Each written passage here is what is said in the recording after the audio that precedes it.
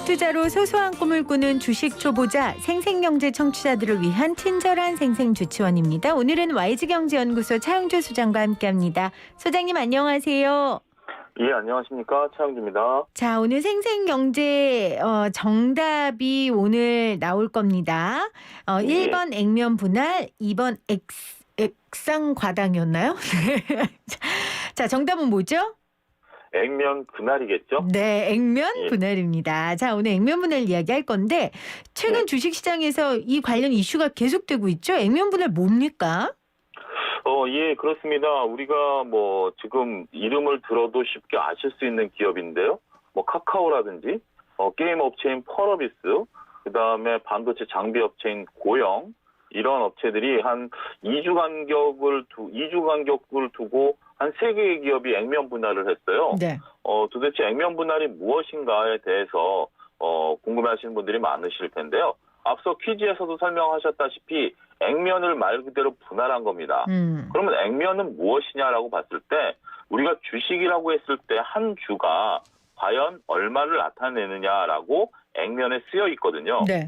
우리가 쉽게 지폐를 생각하시면 됩니다. 1,000원짜리 지폐에는 1,000이라는 숫자와 금액이 쓰여져 있고요. 10,000원짜리 지폐에는 10,000원이 쓰여져 있는 거 아니겠습니까? 그렇죠. 그게 바로 액면가입니다. 우리가 상법상 주식은 5,000원의 액면가를 갖도록 되어 있다라고 명시가 되어 있고요. 그렇지만 경우에 따라서는 이 액면을 바꿀 수도 있다. 이러한 규정이 있습니다. 이에 따라서 처음에 주식을 발행할 때 5,000원으로 발행한 기업이 주식을 분할하는 거죠. 퀴즈에서도 정확히 나왔습니다. 예를 들어서 5,000원짜리를 500원으로 분할하게 되면 주식 한 주가 10주가 되는 거고요. 따라서 액면 분할을 한다라고 해서 내 주식 수가 늘어나거나 줄어들기는 하지만 금액이 늘어나거나 줄어들지는 않습니다. 예를 들어서 내가 100만 원어치 주식을 갖고 있어서 액면 분할을 하면 주식 수가 늘어나니까 10배가 되면은 이게 1,000만 원이 되는 거 아니냐?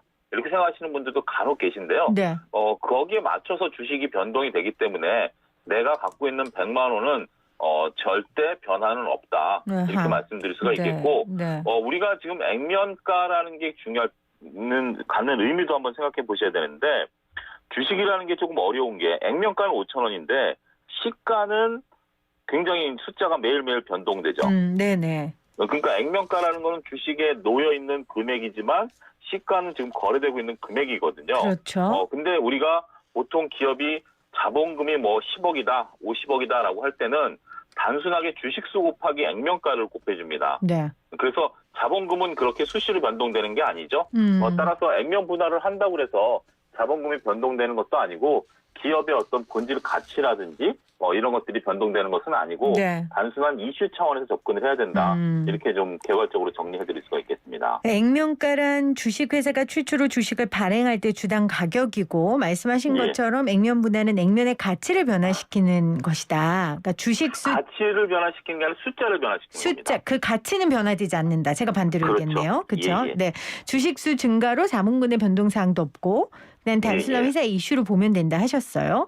잘 설명을 해주셨는데 지금 0847님도 근데 분할은 왜 하는 거예요? 이렇게 물어보셨고 9182님은 카카오 주식 보유하고 있었는데 팔고 보니 액면 분할이라니 아쉽다. 또 이렇게 남겨주셨어요. 액면 분할 왜 하는 겁니까? 액면 분할을 하는 경우가 카카오를 예를 들자면 카카오 한 주가 얼마 전만 하더라도 50만 원 정도 했었죠. 네. 그러니까 우리가 최소한 한 주를 사기 위해서는 50만 원이라는 돈이 필요했었습니다. 근데 지금 이제 5분의 1로 액면 분할을 했거든요. 그러다 보니까 현재 주가가 10만 원대로 낮아졌습니다.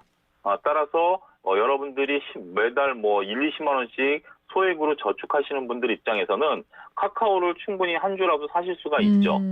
하지만 그전에는 카카오라는 주식을 한 주를 사기 위해서는 최소한 50만 원 돈이 있어야 되고 2주 사는데도 100만 원이 넘는 금액이 들어가다 보니까 아무래도 주린이 분들 처음에 소액 갖고 주식하시는데 카카오가 좋다고 하는데 내가 사자니 부담이 되고 이런 또 문제에 봉착하게 되지 않습니까? 네. 따라서 이러한 주식들이 쉽게 투자자들에게 접근성을 열어주기 위해서 액면 분할을 하는 경우가 있고요. 또 우리가 과거 롯데제과라는 기업을 보면 주식 수가 굉장히 작았어요. 그리고 롯데제과가 한 70만 원 정도 했었습니다. 그러다 보니까 쉽게 또 사고 팔고가 안 되고 거래량이 적으면 또 상장 폐지 요건도 돼요. 일정 정도 발행 주식의 몇 프로가 어느 기간 동안 거래가 돼야 된다 뭐 이런 조건들도 있거든요. 따라서 그러한 요건을 맞추기 위해서 또 액면 분할을 하는 경우도 있습니다. 그러니까 활발한 주식 거래를 위해서? 그렇습니다. 그리고 많은 투자자분들이 좀 기대하는 면도 있습니다만 별로 좋지 않은 면을 말씀을 드리면 일단 카카오만 놓고 보면 뭐 다 아시는 거니까 카카오가 50만 원짜리가 10만 원 거래되면 싸다라는 느낌을 주게 되거든요. 그렇죠. 얼마 전에 50만 원이었던 게 이게 50만 원, 60만 원 가는 것보다 10만 원이 20만 원 가는 게 더 가까워 보일 수도 있어요. 이런 걸 소위 착시 현상이라고 하는데 그런 것들을 노리고 일부 기업들 같은 경우 액면 분할을 하는 경우도 있고 일부 투자자분들은 이게 50만 원이 100만 원 가는 건 어려워 보여도 10만 원이 20만 원 가는 건 쉬워 보이니까 여기에 투자하면 내가 이득을 볼 수 있지 않겠는가? 뭐 이렇게 또 접근하시는 분들도 일부 계십니다. 근데 그러한 시각은 잘못된 시각이라고 말씀드릴 수가 있겠고요. 그것은 제가 서두에도 말씀드렸다시피 기업의 가치에 변화가 없는 거기 때문에 그러한 것들은 본질적인 내용은 아니다. 따라서 워렌 버핏은 액면 분할을 되게 싫어해요. 그렇군요. 그러니까 우리가 버크셔 해서웨이라는 그 워렌 버핏의 회사를 보면 그게 주가가 수억 대입니다. 근데 한 줄 살리는 수억 원의 돈이 있어야 되는데 그러니까 많은 투자자분들이 액면 분할을 하라고 얘기하는데 버크셔 해서웨이의 워렌 버핏은 단호하게 주주 서한에서 밝혔어요. 왜냐하면 우리가 액면 분할을 하게 된다라면 본질 가치에 투자하시는 분들보다 소위 말해서 단타, 사고 파는 사람들이 달려들어서 본질 가치를 훼손시킬 수가 있다. 따라서 버크셔 회사에는 절대 액면 분할을 안 한다. 이렇게 워렌 버핏은 밝힌 바가 있습니다. 와, 멋있네요. 그렇게 이야기하는 거 보니까. 왜냐하면 아까 말씀하신 것처럼 액면 분할을 하면 진입 정벽도 낮아지고 또 활발한 주식 거래도 있을 수 있어서 기업 입장에서 뭐 당연히 이득이 있으니까 하는 거지만 주식 투자하는 사람은 착시 효과가 오히려 클 수도 있는데 워렌 버핏은 그런 부분을 경계하는 거 아니겠어요? 그래서 난 절대 하지 않겠다. 그렇죠. 그러니까 결국 기업은 본질 가치를 따라야 된다라는 워렌 버핏의 철학에 맞는 말이고요. 이게 뭐 기업의 어떤 주가가 뭐 유동성에 의해서 움직인다? 이거는 솔직히 주식 시장에 있어서 우리가 조금 조심스럽게 쳐다봐야 되는, 경계해야 되는 분야다. 이렇게 설명을 또 역으로 드릴 수가 있겠죠. 네. 그러나 저는 그냥 개미니까요. 개미 입장에서는 50만 원이 하던 카카오 주식이 지금 12만 원이니까 싸졌네? 그럼 나도 이제 좀 사볼까? 이런 생각이 들거든요. 액면 분할한 주식은 어떤 투자법으로 접근해야 될까요?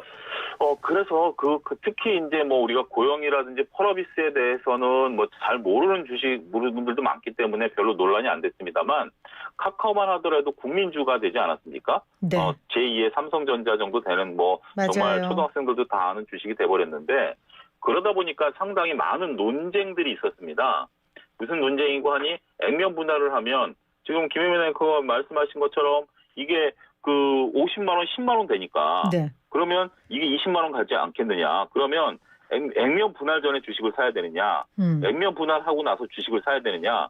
소위 말해서 유튜버들이 전쟁이 붙었어요.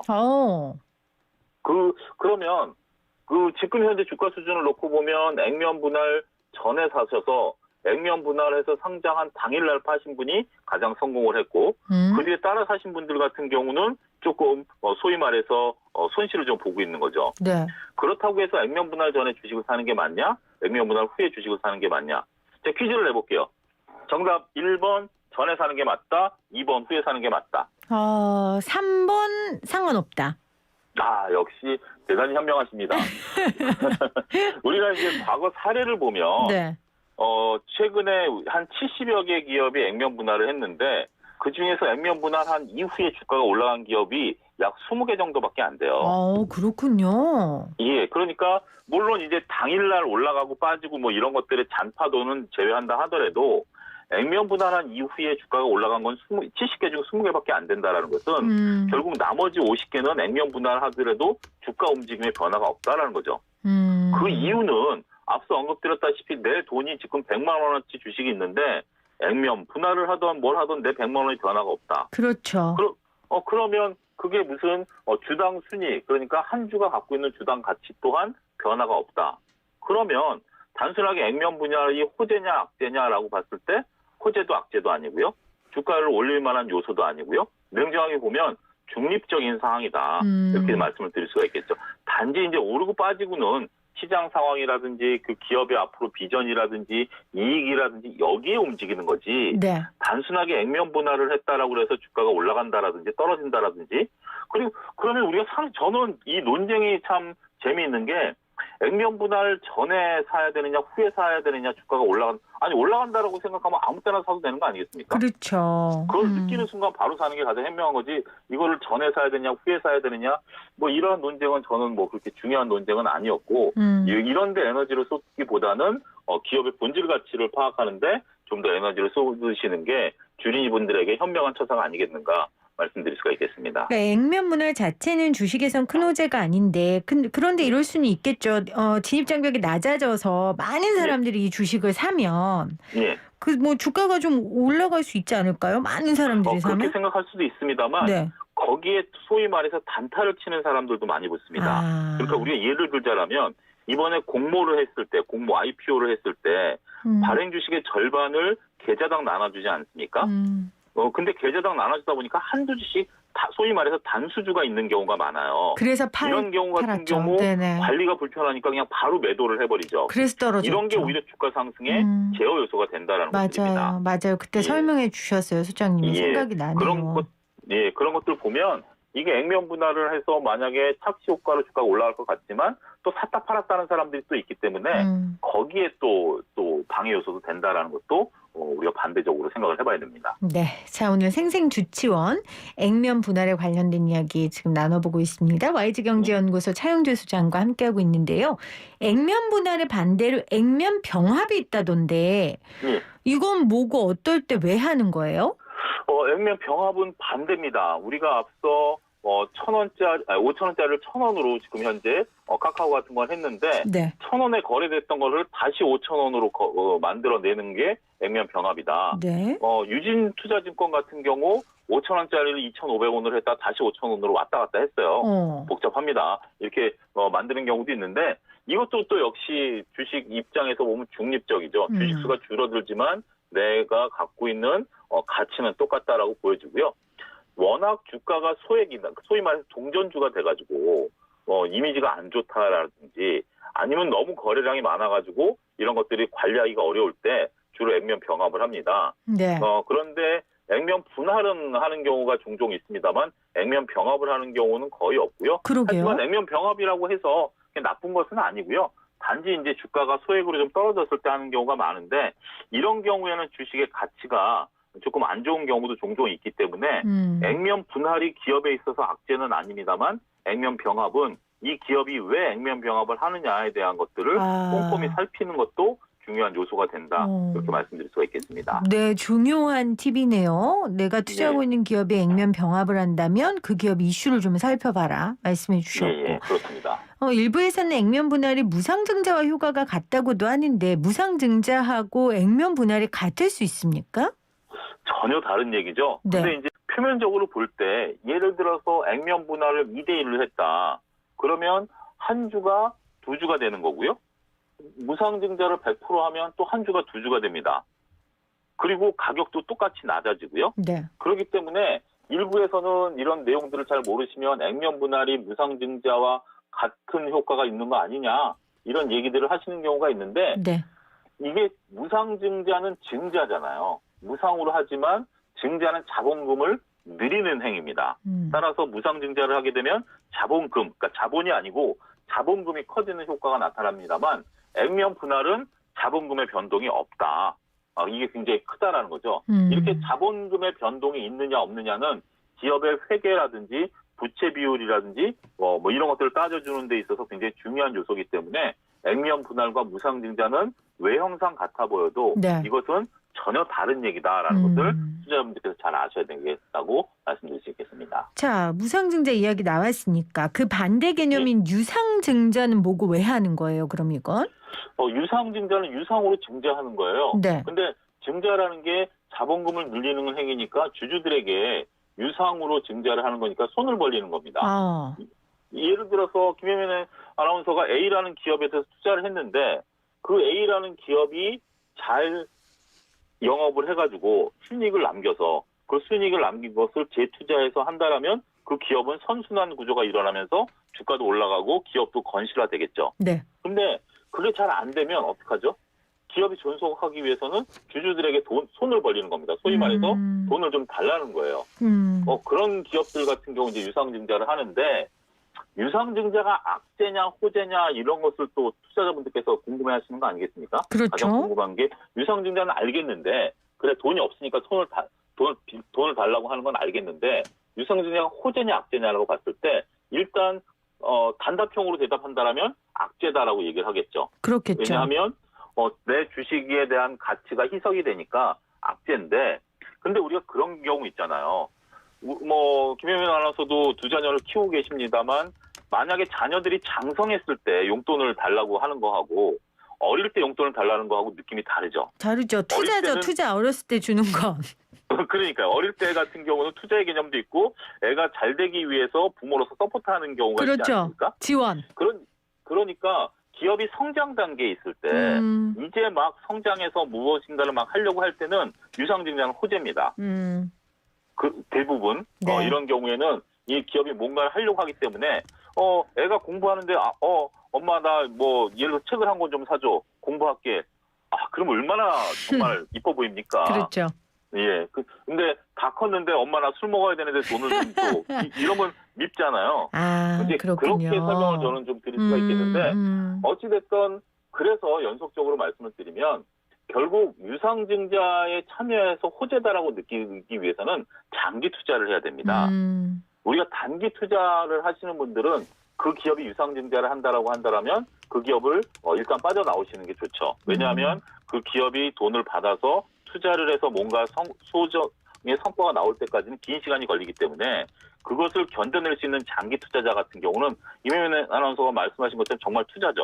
네. 내가 자식한테 투자하듯이 그 기업에 투자한 거고 그 기업이 그러한 내가 생각하는 것만큼 그리고 기업이 말한 거를 잘 지켜내고 있는지 꼼꼼히 살펴보는 게 주주로서의 역할이고요. 그렇게 된다면 정말 나중에 큰 과실을 같이 나눌 수 있는 그런 계기가 된다라는 거죠. 그러니까 기업 성장에 물을 주는 건지 그냥 밑빠진 뚝에 물 붓게 하는 건지 보라는 거죠. 유상증자할 때. 그렇습니다. 그렇게 정리하시면 깔끔합니다.